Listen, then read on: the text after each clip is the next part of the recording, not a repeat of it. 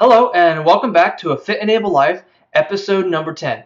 This week we have Kevin Prue of Prue Physical Therapy back, and we're going to do something a little different this time. Instead of a regular interview, we're going to let Kevin do all the talking. And in this episode, Kevin is giving a short presentation on nutrition and what to eat when you're growing and participating in sports. We have some great questions for both kids and adults. I think you're really going to enjoy this. All right, so we're talking nutrition. It's going to be a little different from my age groups, my younger guys, my middle school, high school age to my older adults.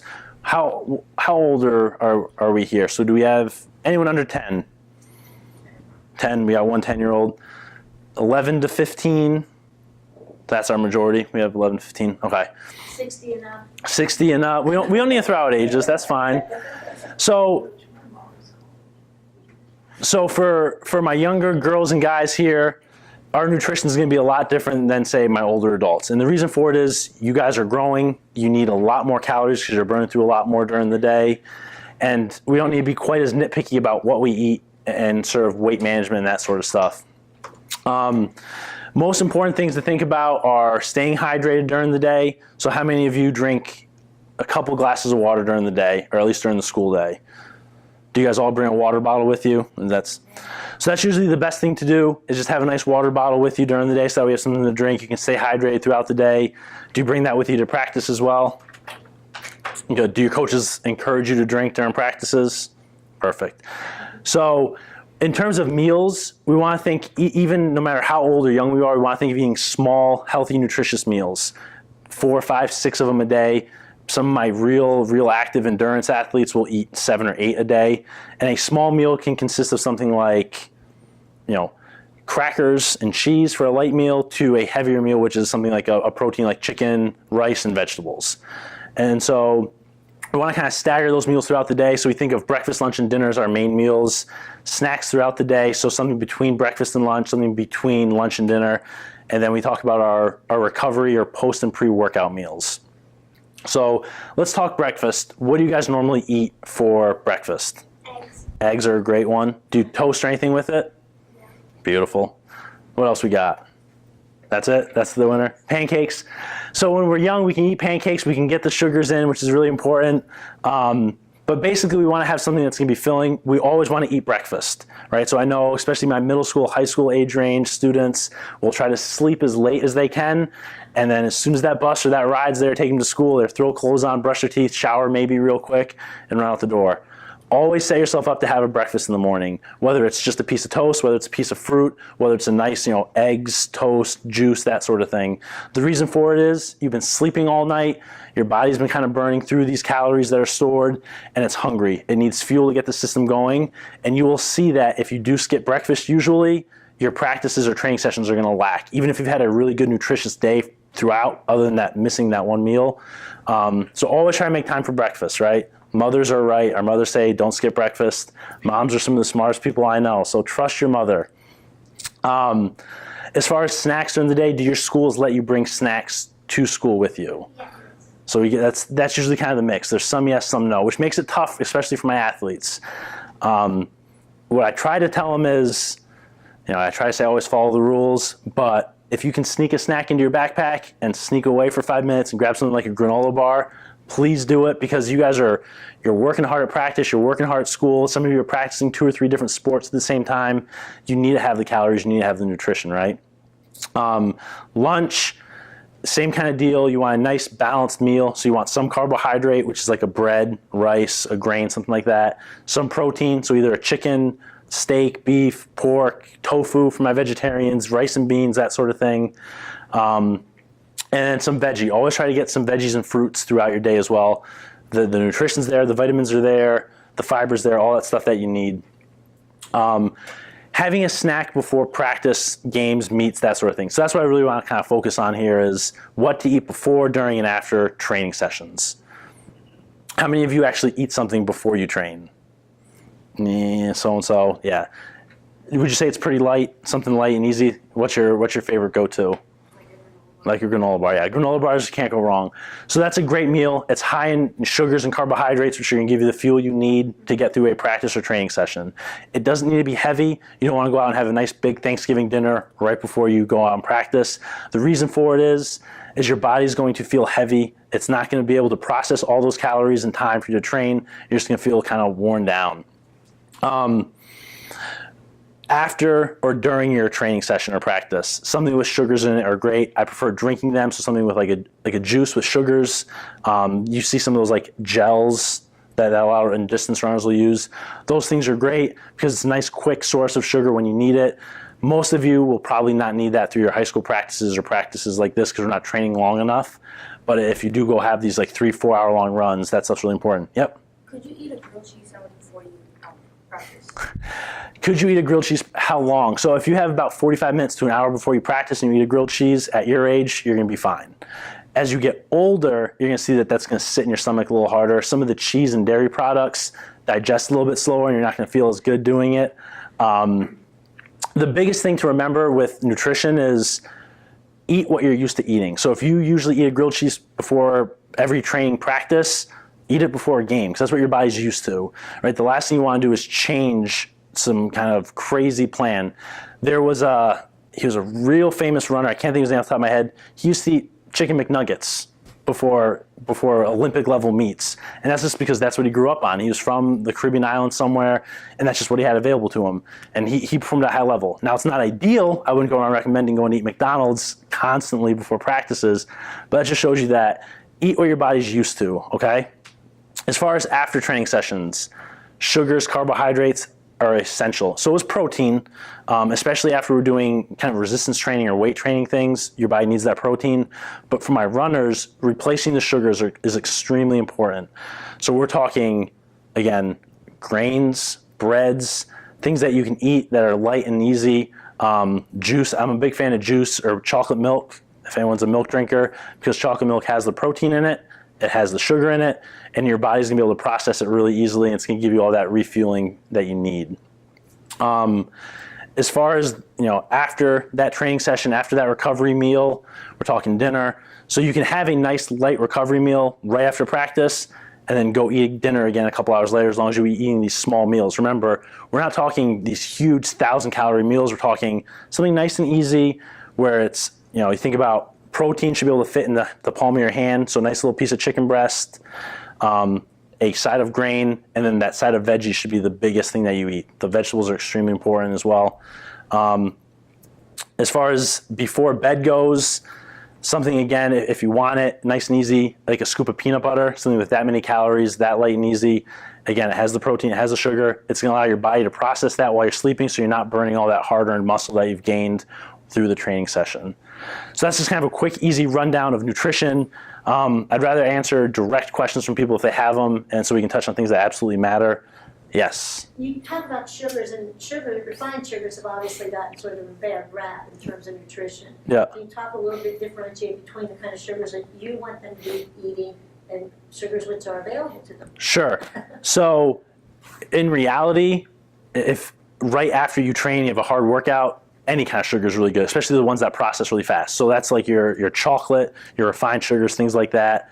Gummy bears, because your body's gonna process it so quickly because you burn through so much of that sugar in your body to train. Other than that, we wanna try and stay away from that stuff. I know we're young and we like our sweets, who doesn't? But things like bread is considered a sugar in terms of nutrition. Rice is considered that way, pasta is the same way. You think about those carbohydrates, so things that have kind of gotten a bad rap as well, but we're talking whole grains, so whole wheat bread, whole wheat bagels, whole wheat pasta, brown rice versus white rice, things like that that are a little bit less processed. They have a little bit more nutritional value to them that way. Does that kind of answer that question for you? Absolutely does, and I'm glad you distinguished that the carbohydrates, that aspect of it. Yeah. Quick processing versus what's good. So you have your big groups. You have your carbohydrates, your protein, and your fats. And that's where your body gets its energy from. Just for a fun fact of the day, 1 gram of carbohydrate equals 4 calories, 1 gram of protein equals 4 calories, and 1 gram of fat equals 9 calories. So that's where the fat kind of comes into play. People say stay away from fats. Fats aren't bad for you. Your body needs some of those nice, unsaturated fats, things to process and help provide energy. The reason they're bad is because they're such a higher calorie dense food, meaning if you eat a bunch of calories of fat, it's a lot more than just eating the same volume of calories or grams of carbohydrates and proteins as well. And don't you need a certain amount of fat for proper mental function? Exactly, yeah. Like that? Yeah, you do. You certainly do. Other questions from my athletes? Anyone? Parents in the audience. If they're going to grab something quick, but you notice you say granola bars, is there any particular brand of granola bar that you would recommend that is optimal to be grabbing? I mean, the price variation of granola bars is immense. Yeah, I don't have a brand in particular that I'll kind of refer to. It's something, you want something that's nice and balanced, has some protein in it as well if you can, that's ideal. You just want something with a limited amount of sugar in it. So if you look at the ingredients of a label, so this goes with any food product, if you go on the back, it has the calories, the grams of fat, grams of all that stuff. Skip that, go to the actual ingredients at the bottom. So whatever's in that food the most is going to be the first thing, and then the second most is the second thing, and so on and so on. You don't want sugar to be that number one ingredient on your granola bars. You want to see oats, you want to see the fruit, so some of them have like dried fruits and things like that in them. Nuts, yep, same thing, nuts are great. And you want sugar to be down at the bottom. Some of our more tasty granola bars are going to have sugar right at the top of that list. And so we want to try and avoid that as best we can. Yeah. I forgot what I was going to say. Oh, bummer. Think about it. I'll come back, okay? Yeah. So personally, I don't love vegetables, and I was wondering a way to or better ways to eat them if you don't like them. So a common concern for most of my middle school and high school athletes is vegetables are not a favorite. Do you like fruits at least? So there we go. So we got half the equation out of the way. Do you have any vegetables that you do like? I like cucumbers and peppers. Cucumbers and peppers. So the best thing you can do is try to find the ones you like, cycle those through. Start with that. Try and make a routine of at least getting some of those in your diet during the day. And then try and experiment with a few other things. So steamed vegetables or roasted vegetables usually are the next thing I recommend. So taking some broccoli or something like that, putting it on like a cookie sheet and just popping it in the oven for a few minutes. It kind of warms it up, makes it a little bit more tasty. You can throw seasonings on them. So do you like garlic or anything like that by chance? Not so much, we don't know. Ranch dressing is another one. So you can try some of that. So we don't want to go crazy dumping a ton of ranch on our vegetables because the ranch isn't the best thing in the world. But if you take something like that, dunk in a little bit of ranch or roast it and try just playing around and see what you like. At your age, getting the nutrition from kind of all different sources is going to be extremely important. But for now, just try things, see what it works. You'll find that there's more things out there that you like. And then again, that ranch dressing, you can't go wrong. Better than ranch dressing is peanut butter. So carrots and peanut butter, celery and peanut butter, things like that. It's a great way to go about it. Does that answer your question? Yeah. Okay. What's up? I remember my other question, but I have another one. Sure. What's a cookie sheet? A cookie sheet. So, those flat metal pans that your mom will bake with, maybe put her cookies on? Oh, okay. That's it right there. It does have more purposes than just baked goods, I promise you. Yeah. Would trail mix be good to eat? Trail mix is a great before, after, that's a great snack because it has nuts, fruit, and you can kind of make it whatever you want. So it has the sugar, it has the protein, it has all that stuff in it that you need, and you don't get sick of it because you can change it up every couple of weeks. So that is a great snack. If you're not a granola bar fan, try trail mix. Yeah. I'm not allergic to nuts. I just really don't like them. Is there like a substitute for that? So yeah, if you're not a huge fan of nuts, you don't have to eat them. You can get the same benefits from the protein that's in a nut. You can get from like a piece of chicken or something like that as well. Again, peanut butter. Even if you don't like nuts, sometimes people still like peanut butter. So that's a nice way to get some of those extra fats and things that are in the nuts that are really good for you as well. Yeah. What are some of the main foods that will give you cramps? So main foods that give you cramps. There isn't necessarily one type of food that will give you cramps, but eating too much too fast will give you some of that. Drinking a ton of water or any kind of liquid before going out and training will give you some of that as well. Essentially, cramps come down from a few things. One is your stomach could be kind of processing everything, making it really hard to run because your stomach's working so hard. Big picture-wise, when you're running or exercising, some of the other systems in your body kind of shut down a little bit to allow the muscles to do what they need to do. And so some of that is the cramping feel. The other part is we kind of talked about stitches in our side earlier. You get these kind of muscles working so hard to kind of help you breathe. You can get this kind of strained muscle in there, which is part of where that cramping comes from. Other questions? Yeah. How do you sort through those thousands of energy drinks and energy bars that are out there? Yeah. So again, big thing is know what your goal is. So are you using them to replenish after a hard workout, so you want the sugar? Or are you using it as like a protein supplement to try and get some of that to help your muscles out? Or are you using it just to rehydrate? What you want to look at again is look at the ingredients. So you still want water to be the main ingredient on the back, and you don't want sugar to be very high up on it. So you want to look at what the vitamin spread in it is. Does it have some vitamins added into it? Is it just a sugary drink? Does it have protein in it and that sort of thing? As far as the energy drinks go, like a Red Bull, Monster, that sort of stuff, not a huge fan of them because they're so high in caffeine and so high in sugar and so high in these other ingredients that just your body doesn't really need.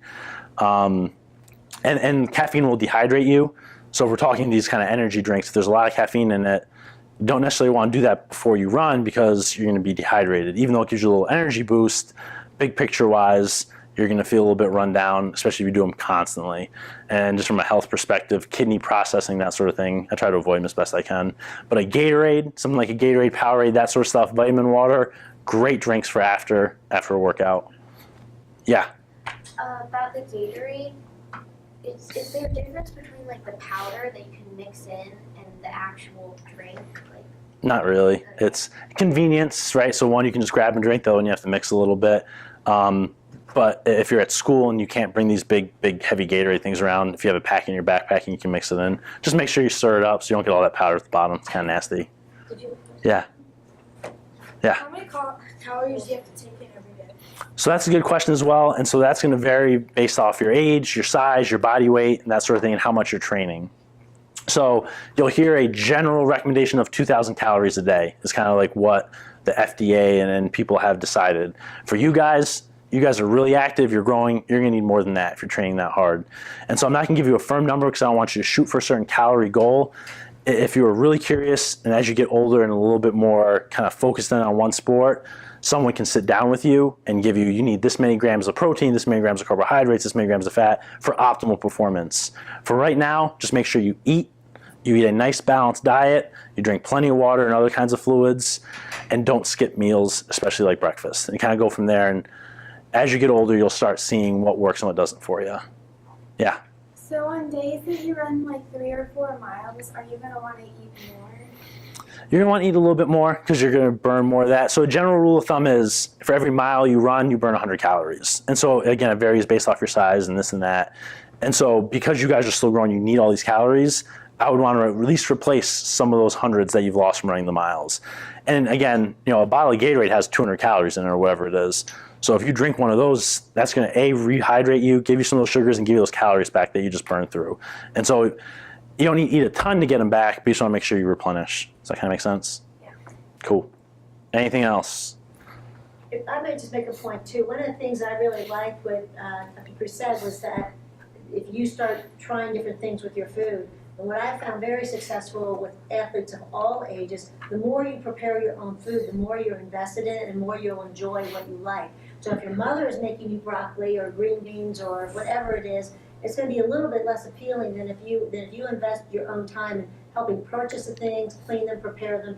You'll feel more inclined to eat them and enjoy them. And the same goes with like trail mix. If you make your own trail mix, you'll be more inclined to eat a healthy trail mix than to grab something prefab, so to speak. Bingo.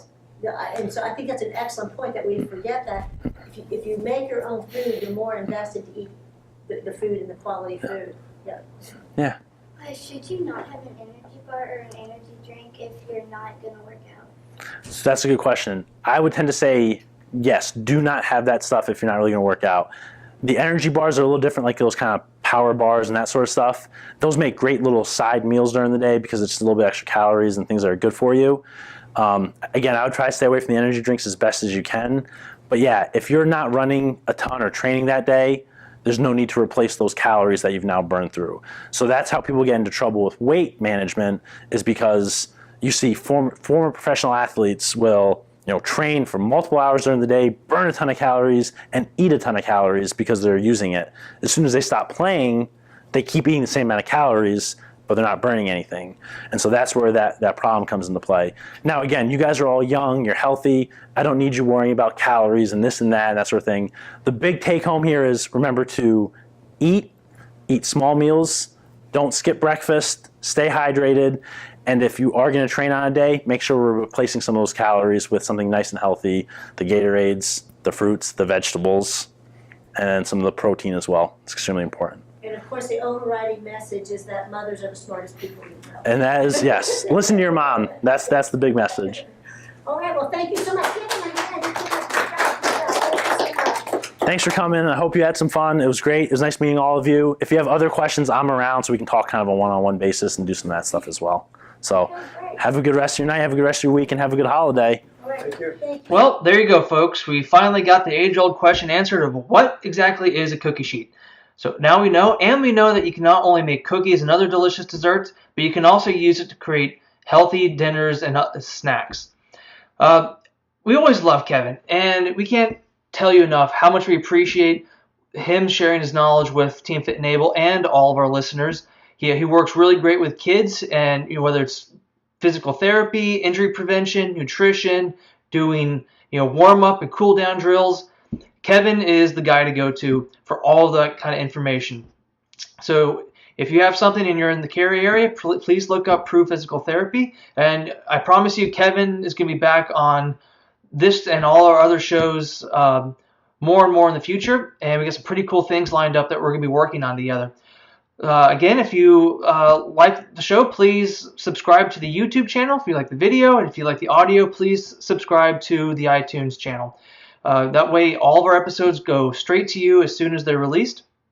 And please leave us a review or some comments. We'd love to hear some feedback. So again, thank you for listening to another episode of A Fit Enable Life, and we will see you next week.